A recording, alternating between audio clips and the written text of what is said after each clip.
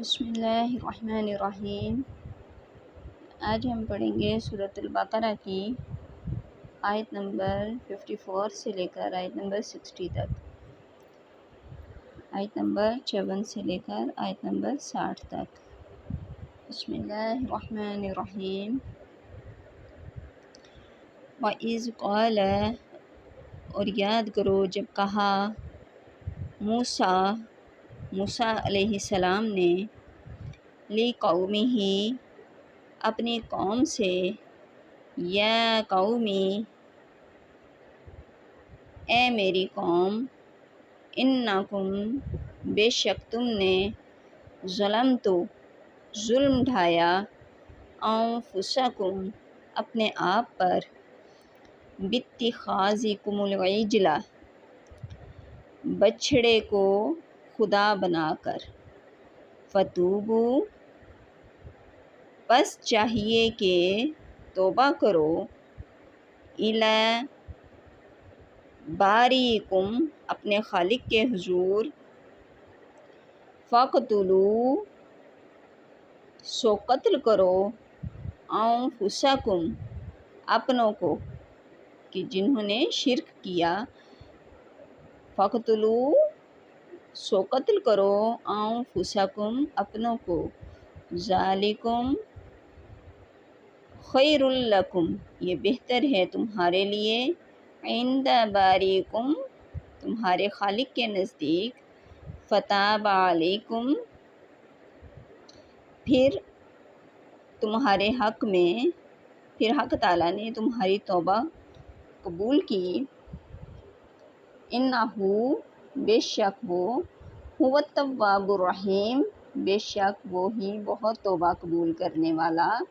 ہمیشہ رحم فرمانے والا ہے۔ وَإِذْ قَالَ مُوسَىٰ لِقَوْمِهِ يَا قَوْمِ إِنَّكُمْ ظَلَمْتُمْ أَنفُسَكُمْ بِاتِّخَاذِكُمُ الْعِجْلَ فَتُوبُوا إِلَىٰ بَارِئِكُمْ فَاقْتُلُوا أَنفُسَكُمْ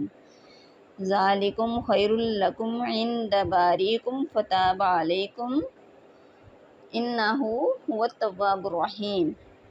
اور یاد کرو جب کہا موسیٰ علیہ السلام نے اپنی قوم سے، اے میری قوم، بے شک تم نے ظلم ڈھایا اپنے آپ پر بچھڑے کو معبود بنا کر، پس چاہیے کہ توبہ کرو اپنے خالق کے حضور، سو قتل کرو اپنوں کو، یہ بہتر ہے تمہارے لیے تمہارے خالق کے نزدیک، پھر حق تعالیٰ نے تمہاری توبہ قبول کر لی، بے شک وہی بہت توبہ قبول کرنے والا، ہمیشہ رحم فرمانے والا ہے۔ موسیٰ علیہ السلام کے طور سے واپس آنے پر بچھڑے کے پجاریوں کو اپنی حماقت کا احساس ہوا تو لگے توبہ کرنے۔ اللہ تعالیٰ نے توبہ کی قبولیت کی شرط یہ فرمائی کہ جنہوں نے شرک نہیں کیا وہ بچھڑے کے پجاریوں کو قتل کریں، اور ہر شخص اپنے رشتہ داروں اور دوستوں کو تحقیق کرے۔ کئی لوگوں نے حکم قتل کی کئی ایک تعویلیں کی ہیں اور لکھا ہے کہ اس قتل سے مراد ریاضات اور مجاہدات ہیں جو نفس کشی کا باعث بنتے ہیں۔ شاید اس احساس نے کہ یہ سزا بہت سنگین ہے انہیں اس آیت کی تعویل کرنے پر مجبور کیا، حالانکہ اگر جرم کی نوعیت پر غور کرتے تو یہ خدشہ پیدا ہی نہ ہوتا۔ یہ جرم صرف مذہبی قسم کا نہ تھا بلکہ اس کی نوعیت سیاسی بغاوت کی تھی، کیونکہ مصر سے ہجرت کے بعد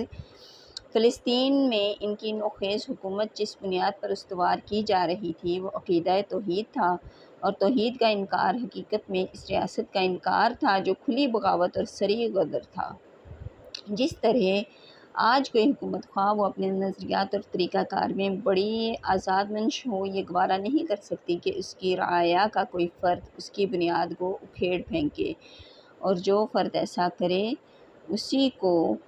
باغی قرار دیا جاتا ہے اور اسے تختہ دار پر کھینچ دیا جاتا ہے۔ اسی طرح اس جرم کی نوعیت تھی اور وہ مجرم اسی سزا کے مستحق تھے جو انہیں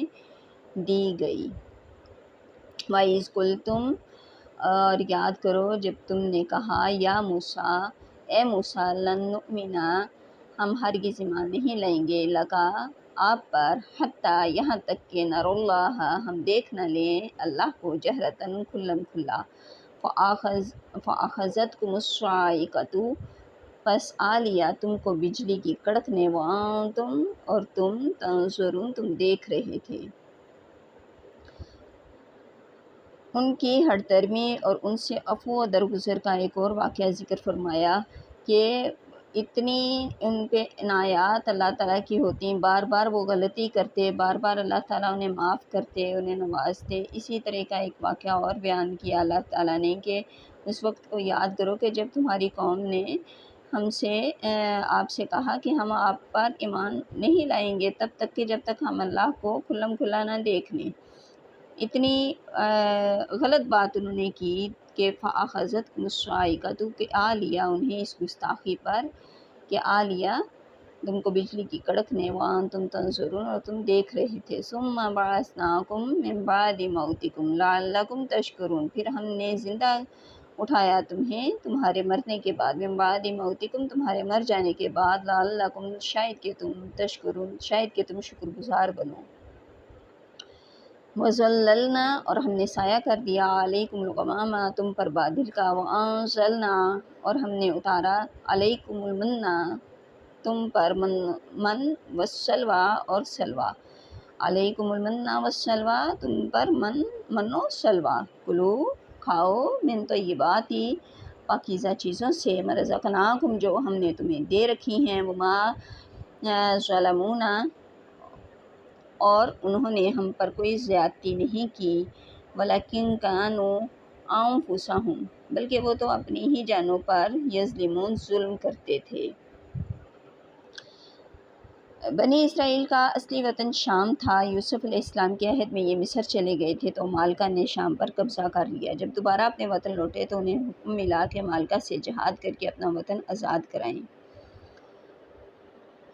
اور اس میں آزادی اور عزت کی زندگی بسر کریں، لیکن انہوں نے جہاد کرنے سے صاف انکار کر دیا، جس کی پاداش میں 40 سال کے ریگستان کی خاک چھانتے پھرے۔ اس حالت میں بھی اللہ تعالیٰ کی نوازشات ان پر سایہ افغن رہیں۔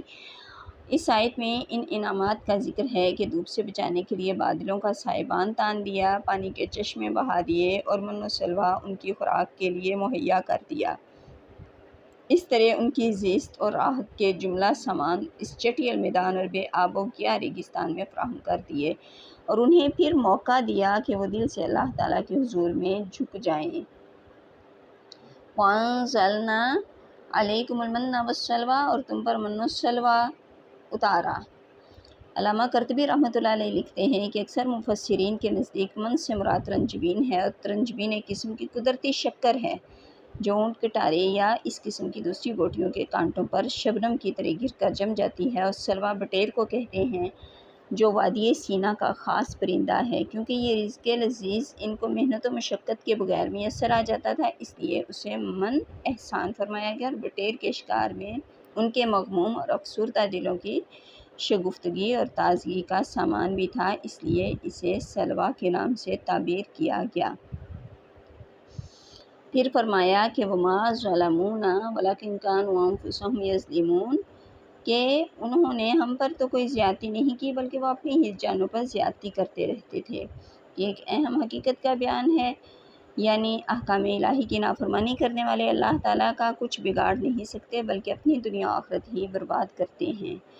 وَإِذْ قُلْنَا اور یاد کرو جب ہم نے حکم دیا، وَإِذْ قُلْنَا ادْخُلُوا اور جب یاد کرو جب ہم نے حکم دیا کہ داخل ہو جاؤ هَٰذِهِ الْقَرْيَةَ اس بستی سے، اس بستی میں، فَكُلُوا مِنْهَا پھر کھاؤ اس سے، حیث جہاں سے چاہو، حیث شئتم جہاں سے تم چاہو، رغداً اور جتنا چاہو، وَادْخُلُوا الْبَابَ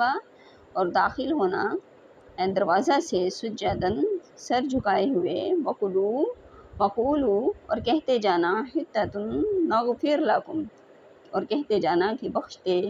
ہمیں ہم، نغفر لکم ہم بخش دیں گے، خطایاکم تمہاری خطائیں، وسنزید المحسنین اور ہم زیادہ دیتے ہیں نیکوکاروں کو۔ اس میں اختلاف ہے کہ وہ بستی کون سی تھی اور کس زمانے میں بنی اسرائیل نے اسے فتح کیا۔ ایک چیز قرآن کا مطالعہ کرتے وقت ہمیشہ پیش نظر رہنی چاہیے، وہ یہ کہ قرآن جن واقعات کا ذکر کرتا ہے اس سے مقصود صرف عبرت و موعظت ہوتی ہے، اس سے اس واقعہ کا تاریخی حیثیت کا بیان مطلوب نہیں ہوتا۔ اس لیے قرآن ان واقعات کے صرف ان پہلوؤں کو بیان کرتا ہے جن میں درس عبرت ہو۔ عموماً غیر ضروری تفصیلات کو نظر انداز کر دیا جاتا ہے۔ جو لوگ قرآن حکیم کی اس خصوصیت کو ملحوظ نہیں رکھتے وہ قصص قرآنی میں تاریخی کتب کی طرح تفصیلات کا تسلسل اور زمان و مکان کا تعین نہیں پاتے تو وہ طرح طرح کے شکوک و شبہات میں مبتلا ہو جاتے ہیں۔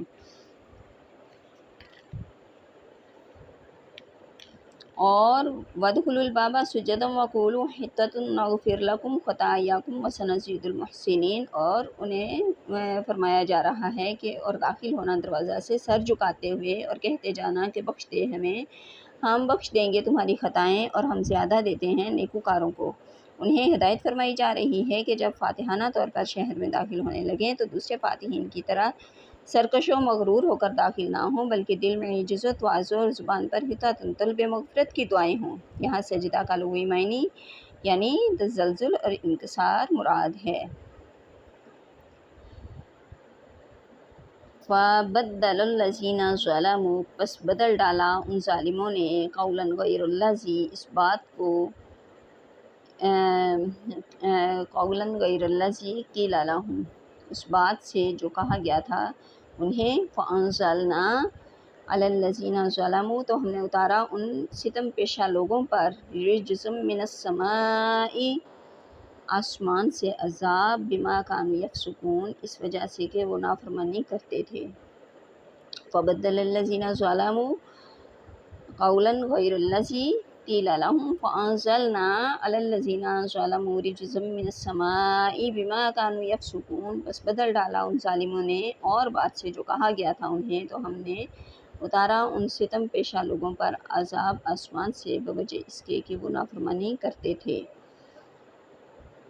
اس سے یہ بتلانا مقصود ہے کہ اللہ تعالیٰ کا عذاب کسی قوم پر بلا وجہ نہیں آتا، بلکہ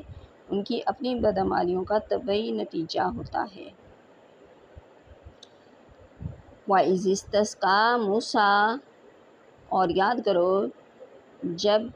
دعا مانگی موسیٰ علیہ السلام نے، پانی کی دعا مانگی موسیٰ علیہ السلام نے، لِقَوْمِهِ، اپنی قوم کے لیے۔ وَإِذِ اسْتَسْقَىٰ مُوسَىٰ لِقَوْمِهِ، اور یاد کرو جب پانی کی دعا مانگی موسیٰ علیہ السلام نے اپنی قوم کے لیے، فَقُلْنَا اضْرِب بِّعَصَاكَ الْحَجَرَ، تو ہم نے فرمایا مارو اپنا عصا فلاں چٹان پر، فَانفَجَرَتْ مِنْهُ اثْنَتَا عَشْرَةَ عَيْنًا، تو فوراً بہہ نکلے اس چٹان سے 12 چشمے۔ قَدْ عَلِمَ، پس پہچان لیا، کُلُّ أُنَاسٍ مَشْرَبَهُمْ، ہر گروہ نے اپنا اپنا چشمہ یا اپنا اپنا گھاٹ، کلو، کھاؤ، واشربو، اور پیو، من رزق اللہ، اللہ کے دیے ہوئے رزق سے، ولا تعثوا فی الارض مفسدین، اور نہ پھرو تم زمین میں فساد برپا کرتے ہوئے۔ جب تیگ کے ریگستان میں بنی اسرائیل پیاس سے تڑپنے لگے تو موسیٰ علیہ السلام نے بارگاہ الہی میں پانی کے لیے عرض کی، حکم ہوا فلاں پتھر پر اپنا عصا مارو۔ حضرت موسیٰ علیہ السلام نے یوں ہی کیا اور اس سے 12 چشمے پھوٹ نکلے اور پانی کی قلت دور ہو گئی۔ وہ چٹان اب تک جزیرہ نمائے سینا میں موجود ہے۔ یہ چٹان 10 اور 15 فٹ کے درمیان بلند ہے اور آگے کی طرف ذرا خمیدہ ہے۔ یہاں اسی چٹان کی طرف اشارہ ہے کہ اللہ تعالیٰ نے حکم دیا، یہ حضرت موسیٰ علیہ السلام کا ایک معجزہ تھا کہ انہوں نے اپنی قوم کے لیے پانی مانگا تو اللہ تعالیٰ نے فرمایا کہ اپنا عصا فلاں چٹان پر مارو، تو حضرت موسیٰ علیہ السلام نے اس پہ جب وہ اپنا عصا مارا تو اس سے 12 چشمے پھوٹ نکلے۔ تو پھر اللہ تعالیٰ فرماتا ہے کہ ہر گروہ نے اپنا اپنا گھاٹ، مطلب اپنا اپنا چشمہ پہچان لیا، اور اللہ تعالیٰ نے پھر انہیں فرمایا کہ کلو، کھاؤ، واشربو، اور پیو، من رزق اللہ، اللہ کے دیے ہوئے رزق سے، ولا تعثوا، اور نہ تم پھرو، فی الارض زمین میں، مفسدین، فساد برپا کرتے ہوئے۔ صدق اللہ العظیم۔ آج ہم نے پڑھا آیت نمبر 60 تک سورۃ البقرہ کی آیت نمبر 60 تک پڑھا ہے مختصر تشریح کے ساتھ اور ترجمہ اور مختصر تشریح کے ساتھ. اب اس سے آگے انشاءاللہ ہم نیکسٹ ویڈیو میں پڑھیں گے. وما علینا الا البلاغ المبین.